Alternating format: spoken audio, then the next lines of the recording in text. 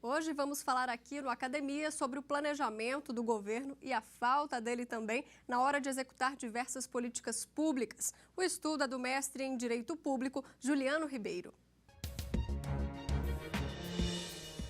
O Instituto Jurídico do Planejamento no Direito Administrativo Constitucional Brasileiro, uma proposta de efetivação de direitos fundamentais. Dissertação apresentada ao Programa de Pós-Graduação em Direito Público da Pontifícia Universidade Católica de Minas Gerais, como requisito parcial para obtenção do título de mestre em Direito. Orientador, professor doutor Edmur Ferreira de Faria. E para participar do debate, nós convidamos o mestre em Direito Constitucional pela Universidade de Coimbra, Vladimir Ribeiro, e o doutor em Direito Administrativo pela Universidade de Minas Gerais e professor do curso de pós-graduação do Instituto Brasiliense de Direito Público, Flávio Unes. Obrigada a vocês dois aqui pela presença no programa. Ótimo. É importante contribuir aqui com um debate tão importante quanto o planejamento, né? Quando a gente vive dias aí que a gente vê crise hídrica em São Paulo, todo mundo critica a falta de planejamento na crise hídrica e debater o próprio Instituto de Planejamento tem um aspecto fundamental. Obrigada, professor. Eu que agradeço a oportunidade. E agora nós vamos saber, então, um pouco mais do estudo de Juliano Ribeiro. A pesquisa gira em torno da capacidade dos governos nas esferas municipal, estadual e federal de planejar e executar as diversas políticas públicas, como saúde, educação, segurança e transporte, áreas necessárias para alcançar os patamares de desenvolvimento desejados pela população. Diante deste cenário, o autor se propôs a explicar ao cidadão que o planejamento é mais que um ato de vontade do governante, é um direito com aplicações concretas e cotidianas para cada brasileiro.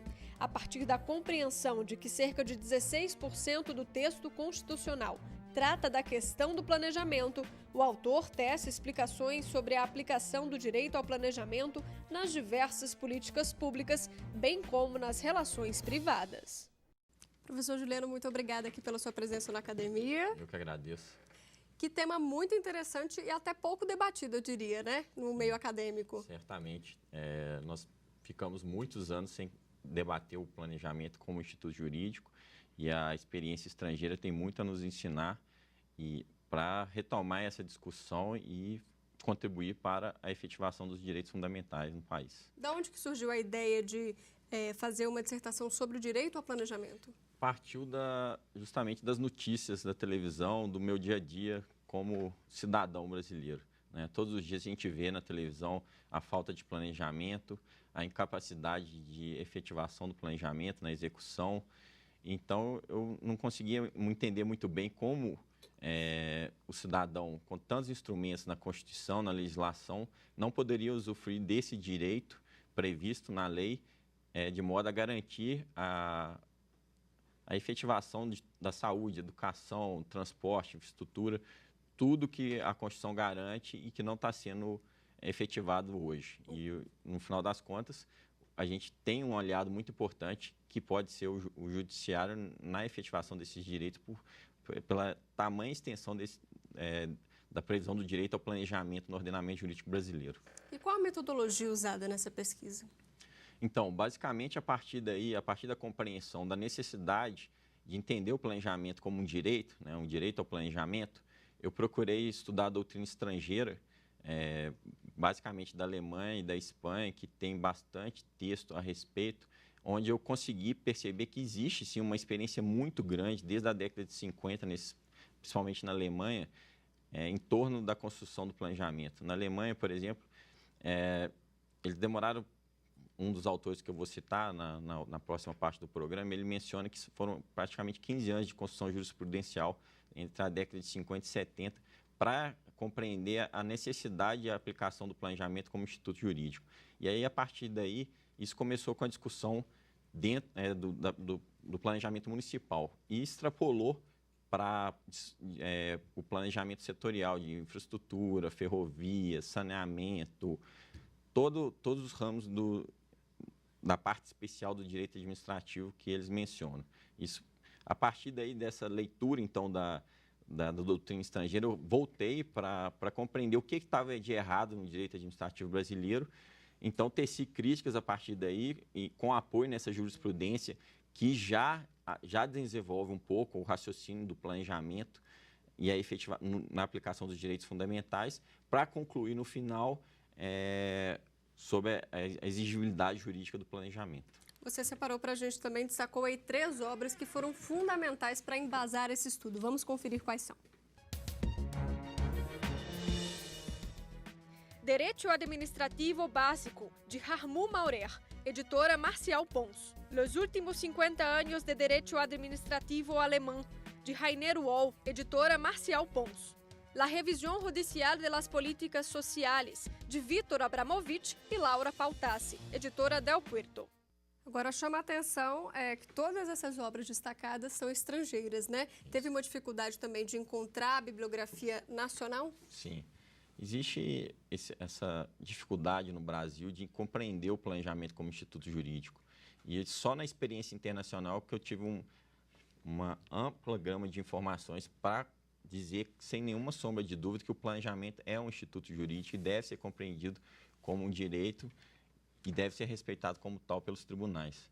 O professor Rainer Woll, no livro Os Últimos 50 Anos de Direito Administrativo Alemão, ele fala claramente a importância do planejamento, da compreensão da juridicidade do planejamento na formatação do Estado alemão e a importância que a compreensão do direito ao planejamento teve na década de 60 para o desenvolvimento do direito administrativo alemão. Já o professor Maurer, ele explica como que a linha do pensamento do direito administrativo evoluiu a partir de então, até chegar ao que o direito administrativo alemão hoje é, a partir da metodologia jurídica alemã. E, por fim, o professor Abramovich, um livro fundamental para compreender a questão do ativismo judicial, ele faz um estudo de casos em vários países do mundo para demonstrar a importância da judicialização das políticas públicas, como o judiciário pode ajudar ao desenvolvimento do país por meio da compreensão e o controle das políticas públicas.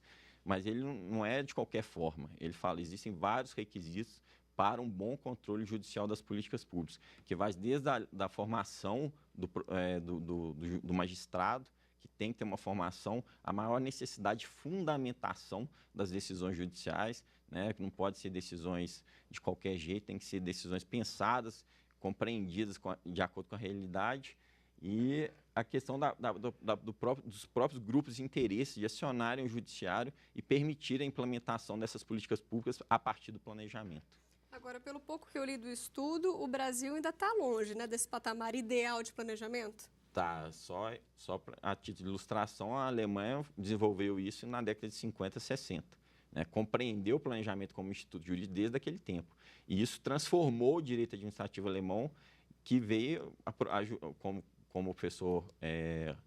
os professores alemães citam nos seus trabalhos, ajudou no desenvolvimento do país a partir da Constituição, da Lei Fundamental de 1949, que deu uma nova perspectiva na implementação dos direitos fundamentais na Alemanha.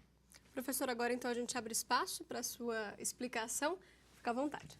Bem, o meu objetivo principal era demonstrar que o planejamento é sim um instituto jurídico, é sim um direito e cada cidadão brasileiro pode utilizar esse direito na justiça. Toda a Constituição, cerca de 16% do texto constitucional menciona o planejamento, plano, projeto, programa. A legislação federal toda pertinente à política pública trata de planejamento. E, a partir da compreensão dessa realidade, não há como falar em direito fundamental sem compreender o direito fundamental ao planejamento.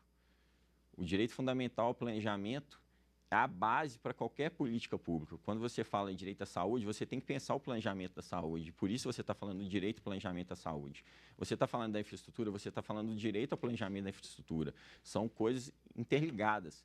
Isso está diretamente relacionado ao processo de política pública, que é também descrito de forma ampla nos textos legais. É o planejamento, a execução, o controle e a avaliação.